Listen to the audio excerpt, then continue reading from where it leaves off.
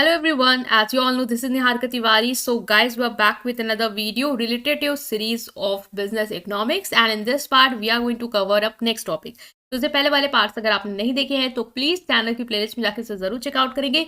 आज हम next topic के साथ मूव ऑन करने वाले हैं। So without any further delay let's start this video. तो नाउ गाइस, आज जिस टॉपिक को लेकर डिस्कस करेंगे वो है आपका रिटर्न्स टू स्केल। ठीक है, हम प्रोडक्शन पढ़ रहे थे, उसमें आपका जो ये टॉपिक है वो है रिटर्न्स टू स्केल। ये इंपॉर्टेंट टॉपिक है और समझेंगे क्या होता है रिटर्न्स टू स्केल।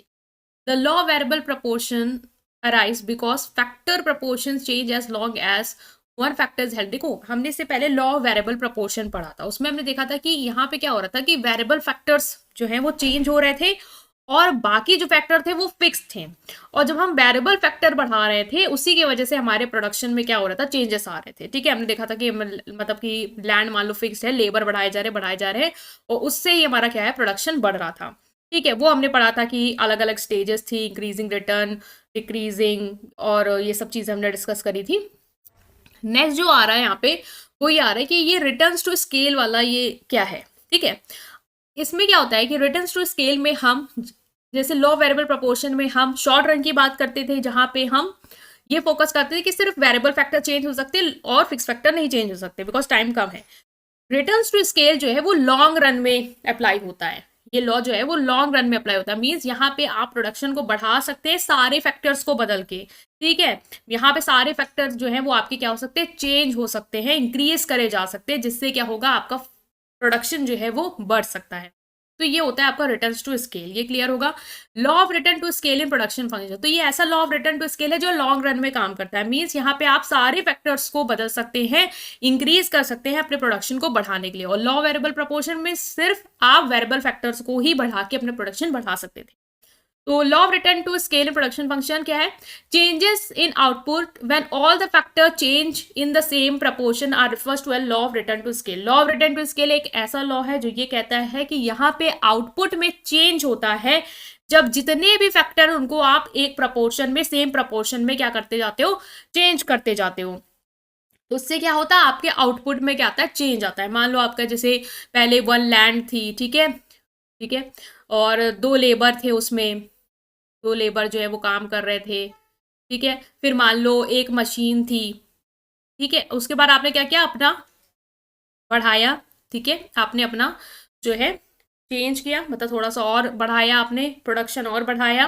प्रोडक्शन कैसे बढ़ाया, आपने लेबर को बढ़ा दिया। आपने पहले 1 लैंड था, आपने ऑल लैंड खरीदा, लेबर जो है वो ऑल लगा दिया, लैंड का साइज इंक्रीज कर दिया, लेबर जो है 2 की जगह 4 लगा दिए, मशीन जो है 1 की जगह 2 लगा दी। तो आपने अलग अलग प्रपोर्शन में इनपुट्स को बदला।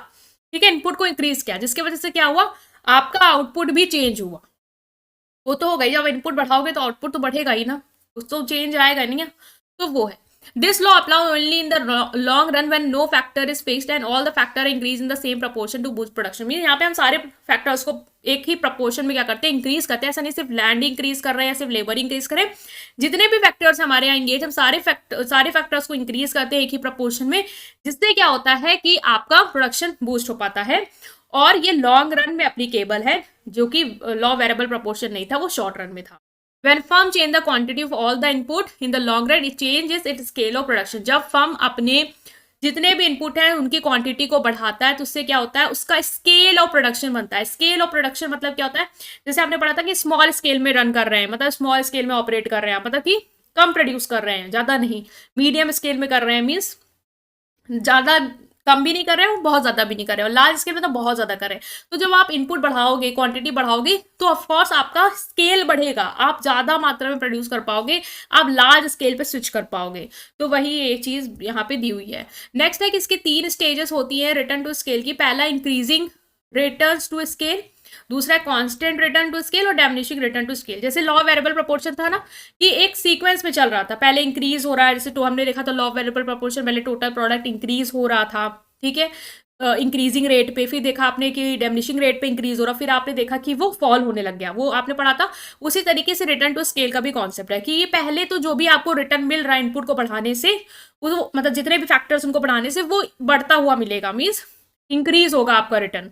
बाद में क्या होगा, बढ़ा रहे हो लेकिन रिटर्न जो है वो बराबर आ रहा है, जितना बढ़ा रहे हो उतना ही रिटर्न मिल रहा है। बाद में और ज़्यादा बढ़ाते जाओगे तो हो सकता है इतना ज़्यादा ओवर क्राउडेड हो जाए कि बढ़ने के रिटर्न जो है आउटपुट में बढ़ने की जगह आउटपुट गिरना शुरू हो जाएगा। तो ये सिंपल था ओवरव्यू। अब हम एक एक करके यहाँ पे देखेंगे कि इंक्रीजिंग रिटर्न्स टू स्केल क्या है। जो पहली स्टेज होती है रिटर्न टू स्केल के लॉ में, वो होती है इंक्रीजिंग रिटर्न टू स्केल। इसका मतलब जैसे जैसे आप टोटल आउटपुट को इंक्रीज करते हो, ठीक है, the proportionate increase in total output is more than proportionate increase in input. ये जो इंक्रीज आया है टोटल आउटपुट में, ठीक है, जितना भी इंक्रीज आया है आपका टोटल आउटपुट में, वो क्या होता है, इंक्रीज इन इनपुट से ज्यादा होता है। मीन्स आप इनपुट जितना बढ़ा रहे हो, मान लो अगर आप इनपुट 10 बढ़ा रहे हो तो आउटपुट आपको 10 से ज्यादा मिल रहा है। आप सोचो कि 10 ही आउटपुट आ रहा है, 10 इनपुट बढ़ा दिया तो 10 आउटपुट आ रहा है, नहीं, 10 से ज्यादा हो सकता है 12 आउटपुट आपको मिल रहा है, ठीक है। तो in simple term, if all the inputs increase by 100%, then increase in output will be more than 100%। जैसे जैसे आप जितने ज्यादा जो भी आपके इनपुट्स है, जितने भी आपके, चाहे वो आपका लैंड हो, लेबर हो, मशीन हो, जो भी आप यूज कर रहे हो, जैसे जैसे आप उसको बढ़ाते जाओगे, मान लो लैंड जो है वो बढ़ा दिया, लेबर आपने बढ़ा दिए, मशीन्स आपने बढ़ा दी, तो उससे क्या होगा, मान लो जितने भी परसेंट से आपने बढ़ाया, आउटपुट जो आपका बढ़ेगा वो उससे ज्यादा परसेंट से आपको बढ़ते हुए दिखेगा। ये होता है increasing return to scale.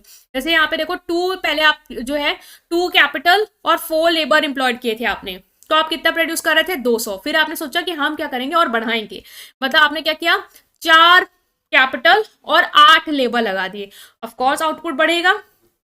Output कितना हो गया, 450। इसका मतलब आपने इनपुट कितना बढ़ाया, आपने इनपुट जो है वो 100% बढ़ाया है, और आपको आउटपुट कितना इंक्रीज होता दिखा, तो आप देख रहे हैं आपको आउटपुट जो है वो 160% इंक्रीज होता दिखा, ठीक है। सिमिलरली जब आपने यहाँ पे इनपुट और बढ़ाया, 6K प्लस 12L कर दिया, मीन्स और बढ़ा दिया, ठीक है, दो कैपिटल और बढ़ाई, मीन्स 6K हो गया 4K से, और 8K से 12K हो गया, 4 लेबर और बढ़ा दिए एडिशनल, तो आपको आउटपुट क्या हुआ, 600 दिख रहा है। मीन्स 100% इनपुट बढ़ा है और आउटपुट कितना बढ़ गया, 120% से आपका जो आउटपुट है वो इंक्रीज हुआ है, ठीक है। इसका मतलब ये हुआ कि जो परसेंटेज इंक्रीज आ रहा है आपका आउटपुट में, वो परसेंटेज इंक्रीज इन इनपुट से क्या है, ज्यादा होता है, वो होता है इंक्रीजिंग रिटर्न टू स्केल। अब इंक्रीजिंग रिटर्न टू स्केल के पीछे मेन रीजन क्यों है, ठीक है, मेन रीजन क्या है कि क्यों इंक्रीजिंग रिटर्न टू स्केल होता है। जब आप पहले बढ़ाते जाते हो इनपुट, तो आपको इनपुट जितना बढ़ा रहे हो उससे ज्यादा आउटपुट क्यों मिल जाता है, ये इसलिए होता है क्योंकि यहाँ पे इकोनॉमीज ऑफ लार्ज स्केल होती है। मीन्स जितना आप ज्यादा प्रोडक्शन कर सकते थे, जितना आपको बेनिफिट मिल रहा है आपको प्रोडक्शन से लार्ज लेवल पे प्रोड्यूस करके, वो आपको उसका बेनिफिट मिल रहा है। यहाँ पे आप स्मॉल स्केल पे कर रहे थे, ठीक है, तो आप उतना यूटिलाइजेशन उस चीज का नहीं कर पा रहे। जब आप बड़े स्केल पे आ गए तो आपकी मशीन्स और अच्छे से यूटिलाइज होने लग गई, आपके लेबर और बढ़ गए तो और अच्छे से टास्क होने लग गए। तो इस वजह से क्या हुआ, आपका रिटर्न जो है वो आपको, मतलब जो आउटपुट है वो आपको इनपुट बढ़ाने से ज्यादा मिल रहा है यहाँ पे, ठीक है। बेनिफिट जो हो रहा है आपको लार्ज स्केल प्रोडक्शन की वजह से। दो तरीके की इकोनॉमीज ऑफ स्केल होती है, पहला है internal economies and external economies. Internal economies मतलब ऐसे बेनिफिट लार्ज स्केल प्रोडक्शन के जो आपके ऑर्गेनाइजेशन में अवेलेबल है और आपके ऑपरेशन से आ रहे हैं, ठीक है। मान लो जैसे कि आपने जब बड़े लेवल पर प्रोडक्शन शुरू किया, बढ़ाया इनपुट, आपने सारे इनपुट बढ़ाया, ऑफ कोर्स आप लार्ज स्केल पे स्विच करें तभी आपने इनपुट वगैरह बढ़ाए, तो उससे क्या हुआ, आपको आपने जब ज्यादा लेबर लगाए तो इनमें काम बांट दिया, ठीक है, लेबर डिवाइड कर दिया तो अच्छा मैनेजमेंट होने लग गया, स्पेशलाइजेशन आ गया, वही लेबर वही एक एक काम कर रहा है बार बार, उसको वही टास्क दे दिया तो वो एक्सपर्ट हो जाएगा तो ज्यादा से ज्यादा प्रोड्यूस करेगा। तो इसलिए आपका यहाँ पे इकोनॉमीज ऑफ स्केल मिल रहा है, आपको बेनिफिट मिल रहा है लार्ज लेवल पर प्रोड्यूस करके। ज्यादा लेबर लगा दिए, पहले एक लेबर था तो वही सारा कर रहा था तो उसके ऊपर बर्डन था, तो अच्छा नहीं दे पा रहा था, अब ज्यादा हो गए तो सब लोग अलग अलग काम कर रहे हैं और अच्छा कर पा रहे हैं। एक्सटर्नल इकोनॉमिक्स क्या होती है, ऐसे बेनिफिट जो आपको लार्ज स्केल प्रोडक्शन से मिल रहे हैं और ये सारी फर्म को मिल रहा है एक इंडस्ट्री में, ठीक है, मतलब पूरी इंडस्ट्री जो भी है उसमें जितने भी फर्म उस इंडस्ट्री के अंदर, सीमेंट इंडस्ट्री है, अलग अलग सीमेंट करने वाली फर्म्स हैं, तो उन सबको जो बेनिफिट मिलते हैं लार्ज स्केल प्रोडक्शन की वजह से, वो होते हैं एक्सटर्नल इकोनॉमिक्स। मान लो जैसे कि आप जो है वो प्रोडक्शन कर रहे हैं और सारे फर्म्स हैं साथ में प्रोडक्शन कर रही है एक चीज का जो भी है, और आप लोगों को जो बाहर की सड़क है वो खराब है, ठीक है, उसकी वजह से रॉ मटेरियल आने ले जाने में दिक्कत हो रही है, और लार्ज स्केल पे करो तो सामान ज्यादा लाना है, ले जाना है, तो वहाँ पे आप लोगों ने मिलकर क्या क्या ट्रांसपोर्टेशन की चीजें जो है वो इम्प्रूव करा दी, रोड अच्छे से बनवा दी, इंफ्रास्ट्रक्चर फैसिलिटीज थोड़ी और अच्छे से ला दी आप लोगों ने ताकि सबको बेनिफिट मिल पाए उसका। तो वो आपको एक्सटर्नल इकोनॉमिक्स की वजह से मिल रहा है। मैं जब बड़े लेवल पे प्रोड्यूस कर रहे हो तो ऑफकोर्स आप चीज़ों को बड़े लेवल पे बाहर वाली चीज़ों को भी इंप्रूव करना चाहोगे, जिससे भी आपका आउटपुट बढ़ेगा। ठीक है, नेक्स्ट जो रिटर्न टू स्केल आता है वो आता है कांस्टेंट रिटर्न टू स्केल। मेन पहले क्या था, जब आप इनपुट बढ़ा रहे थे 100% से तो आपको आउटपुट 100% से ज्यादा मिल रहा था। फिर क्या आता है, फिर अब देखो हर चीज का एक लेवल होता है। हमेशा शुरुआत में जो है ना वो हर चीज बहुत ज्यादा होती है, लेकिन फिर बाद में क्या होता है, उसका रिटर्न नॉर्मल होने लग जाता है। तो in second stage of return to scale the proportionate increase in total output is equal to the proportionate increase in input. Mean जितना ही आप इनपुट बढ़ा रहे हैं उतना ही आउटपुट आपको बढ़ता हुआ दिख रहा है। जैसे होता है ना एग्जाम में, मान लो कहते नहीं हमने 100% दिया तो हमें 100% रिजल्ट आया, कुछ लोग कहते हैं हमने 100% दिया हमको 200% मिल गया, तो वो पहला इंक्रीजिंग रिटर्न है। कॉन्स्टेंट रिटर्न टू स्केल क्या, यहाँ पे आपने जितना दिया आपको उतना ही मिला, बढ़ा। ठीक है, जैसे यहाँ पे आपने जैसे वहां पे हमने इंक्रीजिंग वाले में 4 कैपिटल और 8 लेबर तक की बात की थी। अब आपने क्या किया, और इंक्रीज करना शुरू किया। मीन 4 कैपिटल और 8 लेबर आपने लगा दिया, आपको आउटपुट कितना मिला 600 का। फिर आपने क्या किया, आपने 8 के मीन्स 8 कैपिटल कर दिया और 16 लेबर कर दिए, जिससे क्या हुआ, आपका आउटपुट जो है वो 1200 हो गया। तो मतलब कि 100% इंक्रीज किया आपने इनपुट में, जिससे आपको आउटपुट का परसेंटेज कितना मिला, इंक्रीज होता हुआ 100%। ठीक है, कैसे निकालोगे, 600 1200 है, 1200 में डिवाइड किया 600 को, माइनस किया तो कितना आया, चेंज इन निकालते पहले चेंज इन, तो चेंज इन आउटपुट क्या आया 600। तो चेंज इन आउटपुट को डिवाइड कर दोगे इनिशियल वाले आउटपुट से, 600 divide by 600 into 100 that is 100%। 100% increase in output. ये तो आपको आता होगा, हमने इससे पहले जो डिमांड में उसमें पढ़ा था कि जब भी आपको परसेंटेज चेंज निकालना हो या इंक्रीज या डिक्रीज, तो आप कैसे निकालोगे, जो चेंज पहले इन दोनों को माइनस करोगे, उसके बाद जो इनिशियल वाले वैल्यू उसको रखोगे नीचे और इंटू 100 कर दोगे। ठीक है, तो ये कितना आ जाएगा आपका 100%। सिमिलरली यहाँ पे आपने इनपुट और बढ़ाया 4 गुना, मीन्स अब आपने 16 कैपिटल कर दिया, 32 लेबर कर दिया, तो आउटपुट आपको कितना मिला 2400। मीन्स यहाँ पे भी आपको परसेंटेज इंक्रीज इनपुट कितना है 100%, तो परसेंटेज इंक्रीज इन आउटपुट कितना आ रहा है आपको 100%। तो कांस्टेंट रिटर्न टू स्केल में याद रखना कि जितना आप इनपुट बढ़ाते हो उतना ही परसेंटेज से आपका आउटपुट बढ़ता है, सेम। ठीक है, तो ये क्यों होता है, क्योंकि एक बार एक ऑप्टिमम कैपेसिटी एक फर्म अचीव कर लेती है। ऑप्टिमम कैपेसिटी क्या है, मतलब इससे ज्यादा वो अगर प्रोड्यूस करेगी तो वो नुकसान में जाएगी। ये इतना है, इतना ही आप इतने लेबर को प्रोड्यूस करके अचीव कर सकते हो। इसके बाद अगर आप लेबर और कैपिटल बढ़ाते हो तो उसका कोई आपको फायदा नहीं दिखेगा, आपको नुकसान दिखेगा। ठीक है, जैसे हमने लॉ वेरिएबल प्रपोर्शन में पढ़ा था, जहां पे टोटल आउटपुट जो है वो आपने मैक्सिमम अचीव कर लिया था और मार्जिनल प्रोडक्ट जो था वो आपका क्या था, 0 था। ठीक है, उसके बाद आपने कहा मार्जिनल प्रोडक्ट नेगेटिव होना शुरू हो गया, टोटल आउट प्रोडक्ट फॉल करना शुरू कर दिया। क्यों, क्योंकि वो ऑप्टिमम कैपेसिटी, उससे ज्यादा अगर आप प्रोडक्शन करते हो, उससे ज्यादा लेबर लगाओ तो हो सकता है कि आपकी ओवर क्राउडेड हो जाए, लेबर जो है सही से काम ना करे, भटकने लग जाए और फिर प्रोडक्शन जो है वो बढ़ने की जगह गिरने लग जाएगा। तो ये लास्ट स्टेज आती है इसमें, वो होती है डिमिनिशिंग रिटर्न टू स्केल। इसमें यही होता है कि जितना आप प्रपोर्शनेट इंक्रीज करते हैं टोटल आउटपुट में, मीन जो आपको इंक्रीज मिलता है टोटल आउटपुट में, वो क्या होता है, लेस होता है than the proportionate increase in input. Mean input में आपने जितना बढ़ाया उसके कंपैरेटिवली आउटपुट में आपको उतना बढ़ता हुआ नहीं दिखता, उससे कम अचीव होता है। जैसे वहां पे था ना, पहले 100% बढ़ाया तो ज्यादा मिला, फिर क्या था 100% बढ़ाया तो 100% मिला। अब क्या है, 100% बढ़ाया तो 100% से लेस मिल रहा है आपको। ठीक है, अब देखो इनपुट जो है वो 16K plus 32L mean 16K क्या है, कैपिटल है, 32 क्या है, लेबर है। आउटपुट कितना है 2400। फिर आपने और बढ़ाया, ठीक है, इसमें क्या हुआ 32K दुगना करा आपने, 32K कैपिटल, 64L लेबर, आपको 44,200 जो है वो आउटपुट बढ़ता हुआ दिखा। इसका मतलब परसेंटेज इंक्रीज इन इनपुट जो है वो 100%, लेकिन परसेंटेज इंक्रीज इन आउटपुट जो है वो 75% ही है बस। इसका मतलब यहाँ पे आप इनपुट तो ज्यादा बढ़ा रहे हो लेकिन आउटपुट जो है वो आपको कम मिल रहा है परसेंटेज के अकॉर्डिंग। सिमिलरली यहाँ पे भी है कि 100% इनपुट बढ़ा लेकिन 75% आउटपुट बढ़ा। तो अब आउटपुट डिमिनिशिंग क्यों होने लग गया, रिटर्न जो है वो गिरता हुआ क्यों दिख रहा है। नेक्स्ट आता है कि मेन रीजन क्या है आपका डिमिनिशिंग रिटर्न्स टू स्केल के वजह से। तो देखो डिमिनिशिंग रिटर्न्स टू स्केल का जो मेन रीजन है वो क्या है कि it is economies of large scale आ जाता है। पहले हमने क्या पढ़ा था, जब हमने पढ़ा था कि इंक्रीजिंग रिटर्न टू स्केल था, मीन्स हम जितना इनपुट बढ़ा रहे थे हमको आउटपुट उससे ज्यादा मिल रहा था। तो हमने पढ़ा था रीजन था economies of large scale, means आप बड़े लेवल पर प्रोड्यूस कर रहे हो तो आपको बेनिफिट मिल रहा है वो बड़ी लेवल वाली चीजों का। ठीक है, मतलब कि आपके पास जब कम लेबर थे, कम तो आप उसका लैंड का, मशीन्स का उतना बेटर यूज नहीं कर पा रहे थे जितना आपने लेबर बढ़ा दिए, काम बढ़ गया, लोग स्पेशलाइज्ड हो गए, एक्सपर्ट हो गए, उस वजह से वो और अच्छा प्रोडक्शन कर पा रहे थे और वो बढ़ता हुआ हमें मिला। फिर हमने देखा वो कांस्टेंट हो गया, मीन जितना आपने दिया उतना ही आपको मिला, उससे ज्यादा नहीं मिल रहा है। नेक्स्ट जो स्टेज आती है वो आती है diseconomies of large scale, mean यहाँ पे जो है फर्म जो है वो इतनी ज्यादा बड़ी हो जाती है कि अब डिफिकल्ट हो जाता है उसके ऑपरेशन को मैनेज करना। ठीक है, अब आपने प्रोडक्शन बढ़ाए जा रहे हो, बढ़ाए जा रहे हो, बढ़ाए जा रहे हो, लेबर बढ़ाए जा रहे हो, कैपिटल बढ़ाए जा रहे हो, आप देखे जा रहे हो, तो अब क्या हो गया, इतना ज्यादा आपने बढ़ा दिया है कि अब वो मैनेज नहीं हो पा रहा है। मान लो एक लैंड पे सिर्फ 10 लोगों की जरूरत थी और आपने क्या कर दिया, 12 लोग लगा दिए। ठीक है, जैसे आपने 12 लगा दिए, फिर 15 लगा दिए, 20 लगा दिए, तो वो जो एक्स्ट्रा लोग हैं ना उनके पास कोई काम नहीं रहेगा करने को, क्योंकि वो उतने ही लोगों का काम था। तो वो हो सकता है फिर सब लोग क्या करेंगे, आराम से बैठेंगे कि कोई और करेगा, कोई और करेगा, फिर कोई नहीं कर रहा है। फिर क्या हुआ, प्रोडक्शन गिर रहा है, आउटपुट प्रोड्यूस ही नहीं हो पा रहा है उतना।